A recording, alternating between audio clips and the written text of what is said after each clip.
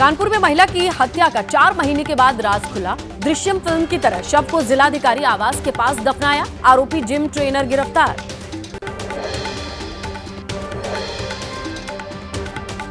Bandra station पर भगदड़ मची। ट्रेन में एक साथ चढ़ने की कोशिश में 9 लोग घायल, 2 की हालत गंभीर।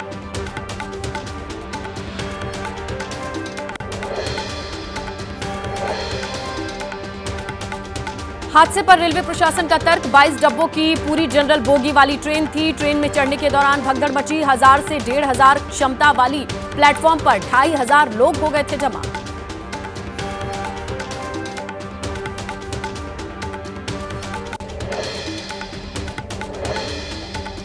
बांद्रा स्टेशन पर मौजूद यात्रियों के मुताबिक ट्रेन में चढ़ने के लिए लाइन जैसी कोई व्यवस्था नहीं थी। सिर्फ 2 पुलिस वाले तैनात थे। हादसे पर रेलवे प्रशासन का तर्क। 22 डिब्बों की पूरी जनरल बोगी वाली ट्रेन थी अंत्योदय, लेकिन एक साथ चढ़ने की कोशिश में भगदड़ मची। 1000 से 1500 की क्षमता वाले प्लेटफॉर्म पर लोगों का जमावड़ा 2500 का था। हादसे को लेकर के सियासत तेज। संजय राउत ने कहा कि जब मोदी के तीसरे टर्म की सरकार आई तब से 25 से ज्यादा बड़े एक्सीडेंट में मारे गए सैकड़ों लोग। शहाबुद्दीन के बेटे पत्नी को आरजेडी में शामिल किए जाने पर बोले तेजस्वी यादव। सीवान के साथ पूरे बिहार में पार्टी को मजबूती मिलेगी। आरजेडी के संस्थापक सदस्य थे शहाबुद्दीन। अजित गुट के एनसीपी की तीसरी लिस्ट जारी। थर्ड लिस्ट में सिर्फ 4 नामों का ऐलान। अभी तक 49 नामों की घोषणा। यूपी में 9 सीटों पर होने वाले उपचुनाव से पहले बीजेपी पर अखिलेश का बड़ा आरोप। कहा बीजेपी नहीं, अधिकारी लड़ते हैं चुनाव। किसी भी हद तक जा सकती है बीजेपी। कोलकाता में गृह मंत्री अमित शाह का घुसपैठ को लेकर बड़ा बयान। कहा कि 2026 में बीजेपी की सरकार आने के बाद बंगाल में पूरी तरीके से घुसपैठ रुक जाएगा। वाराणसी में मुख्यमंत्री योगी आदित्यनाथ ने संपूर्णानंद संस्कृत विद्यालय में छात्रवृत्ति योजना की शुरुआत की। कहा दीपावली के पहले संस्कृत के विद्यार्थियों को छात्रवृत्ति देना सौभाग्य की बात है। वाराणसी के संपूर्णानंद संस्कृत विश्वविद्यालय में छात्रवृत्ति योजना की सौगात मिलने पर सीएम योगी का आभार जताया। इस योजना से संस्कृत के प्रचार प्रसार में काफी मदद मिलेगी।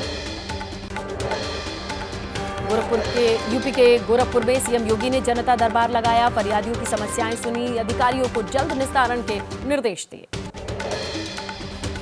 दिल्ली में बढ़ते प्रदूषण के बीच यमुना में जहरीला झाग बरकरार है। साफ सफाई के दावों के बीच नदी का पानी अब तक झागदार। छठ महापर्व करने वालों की चिंता बढ़ी।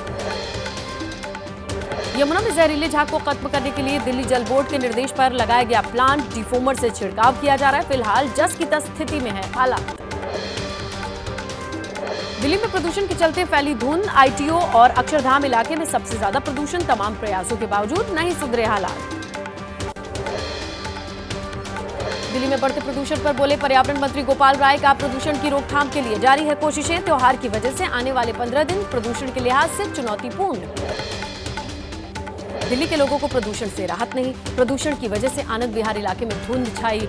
पानी के छिड़काव के बावजूद भी हालात में सुधार नहीं। आनंद विहार में AQI 270।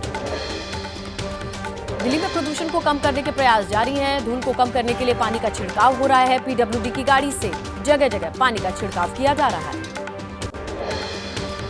प्रदूषण के घेरे में ताज नगरी आगरा। ताज महल के चारों तरफ धुंध छाई रही। ताजमहल सनराइज देखने पहुंचे पर्यटक मायूस हुए। मुंबई की हवा भी जहरीली। मरीन ड्राइव इलाके में छाई रही धुंध। प्रदूषण के चलते लोगों को सांस लेने में परेशानी। गाजियाबाद के डासना स्टैंड के पास प्लास्टिक के पाइप्स में लगी आग। धीरे धीरे आग ने विकराल रूप लिया। फायर ब्रिगेड की गाड़ियों ने मौके पर पहुंचकर आग पर काबू पाया। बिहार के नवादा में कबाड़ की दुकान में भीषण आग लगी। आग लगने से अफरा तफरी का माहौल। शॉर्ट सर्किट से आग की आशंका। लाखों का सामान जलकर खाक। हैदराबाद में पेट्रोल पंप पर असामाजिक तत्वों ने आग लगाई। स्कूटी में पेट्रोल डाल रहा था पेट्रोल कर्मी। नशे में बताए जा रहे आग लगाने वाले आरोपी। पेट्रोल कर्मचारी की सूझबूझ से आग पर काबू पाया गया। अजमेर में लॉरेंस बिश्नोई के नाम पर दहशत फैलाने वाला शख्स गिरफ्तार। सोशल मीडिया पर रील बनाकर आरोपी दीपक दहशत फैलाता था। हिस्ट्री शीटर गैंगस्टर के सोशल अकाउंट्स को करता था फॉलो। इस बार अयोध्या दीपोत्सव में जलेंगे 25 लाख दिए। 1100 लोगों के सामूहिक आरती की व्यवस्था। 28 अक्टूबर से शुरू हो जाएंगे सांस्कृतिक कार्यक्रम। यूपी के पीलीभीत में पकड़ा गया 6.5 क्विंटल नकली तेल। लाखों के तेल को खाद्य विभाग की टीम ने नष्ट किया। कारखाने को सील किया गया। यूपी के बुलंदशहर में खाद्य विभाग की टीम ने मेगा स्टोर में छापा मारा। स्टोर में अलग अलग ब्रांड के एक्सपायर्ड चीजों को सस्ते दाम पर बेचा जा रहा था। स्टोर को सील किया गया। एमपी के नर्मदापुरम में खाद्य विभाग की छापेमारी। कई मिठाई प्रतिष्ठानों पर मावा खोया का सैंपल लिया गया। मिलावटी मिठाइयों को नष्ट किया गया। लाइसेंस न होने पर मिठाई की दुकानों को सील किया गया। दिवाली करीब आते ही बागपत में खाद्य सुरक्षा विभाग सक्रिय हुआ। दुकान पर मिले 2 क्विंटल नकली गुलाब जामुन, मिलावटी रसगुल्लों को नष्ट किया गया। गोदाम से 1 क्विंटल मसाला भी जब्त हुआ। यूपी की श्रावस्ती में मिठाई की दुकानों पर छापेमारी। खाद्य सुरक्षा विभाग की टीम ने शहर की दुकानों की जांच की। कई जगह सैंपल लेकर जांच के लिए लैब भेजे गए। गोरखपुर में पनीर खोया बनाने की फैक्ट्री पर छापा। हानिकारक केमिकल से तैयार किया जा रहा था वनस्पति घी। 600 किलो नकली घी बरामद। प्रशासन ने फैक्ट्री को सील किया। लखनऊ में बरामद किया गया नकली खोया। 6.5 क्विंटल केमिकल से बना खोया जब्त हुआ। दीपावली के मौके पर सप्लाई की थी योजना। राजस्थान के झालावाड़ शराब माफिया के खिलाफ पुलिस की कार्रवाई। कच्ची शराब बनाने की भट्टियों पर छापा। 3000 लीटर लहन नष्ट किया गया।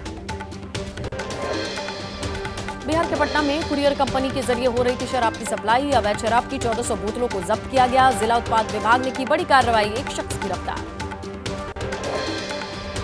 श्रावस्ती में सड़क पार कर रहे मासूम को बस ने रौंदा। मासूम की मौके पर ही मौत। परिवार में कोहराम मचा। गुस्साए ग्रामीणों ने बस में तोड़फोड़ की।